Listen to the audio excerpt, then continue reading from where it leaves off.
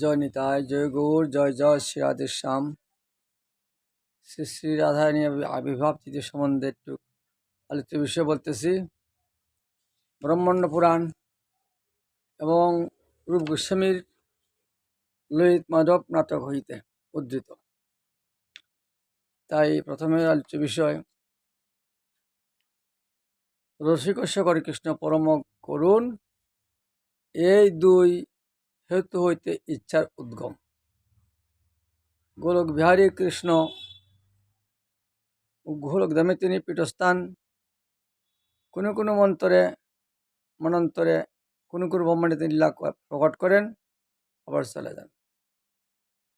তাই রসিকর শেখর কৃষ্ণ পরম করুণ, রসের শেখর এবং পরম করুণ, এই দুই হেতু হইতে ইচ্ছার উদ্গম। গোলক বিহারী শ্রীকৃষ্ণ ভাবলেন, আমার গোলক ধামে অবাধ মিলন, সেখানে গোচরণ লীলাও নাই, রাধার বিরহ নাই। গোলকধামে নাহি গোচরণ লীলা, নাহি রাধার বিরহ জ্বালা, অর্থাৎ সৈক্য, দাস্য, বাৎসল্য এরকম ভাবগুলা গোলকধামে নাই।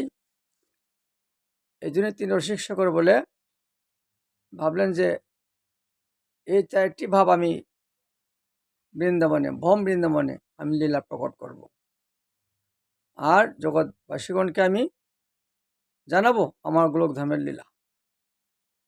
তাই ত্রিলোক পৃথিবধন্য যত বৃন্দাবন পড়ি। তাই তিনি করলেন যে আমি লীলা প্রকট করব, এই আশা নিয়ে তিনি ভাবতে লাগলেন। এ সময়কালীন গোলকধামে রাধা কৃষ্ণ সে আসনে যোগনিদ্রা। হঠাৎ কৃষ্ণের মনের ভাব হলো যে বিরজা বলছিল আমি একটু নির্জনে তোমার সেবা করব। তাই কৃষ্ণ রাধারানীকে সেই পালঙ্গে রাখা তিনি ধীরে ধীরে চলে গেলেন বিরজার কুঞ্জে শ্রীদামকে নিয়ে।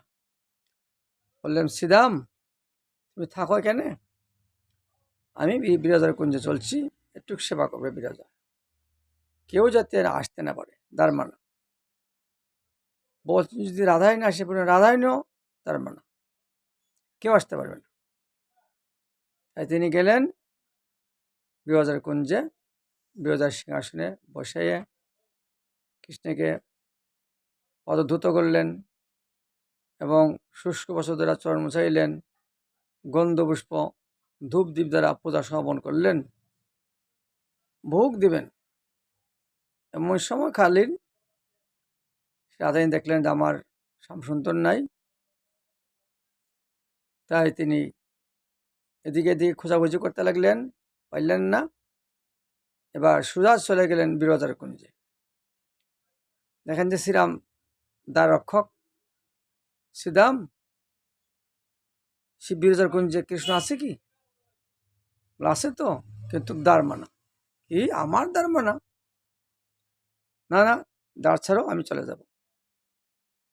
তাই রে শ্রীদাম বললেন, না আমি তার দাস, তার মানে আমি জানতে দিব না।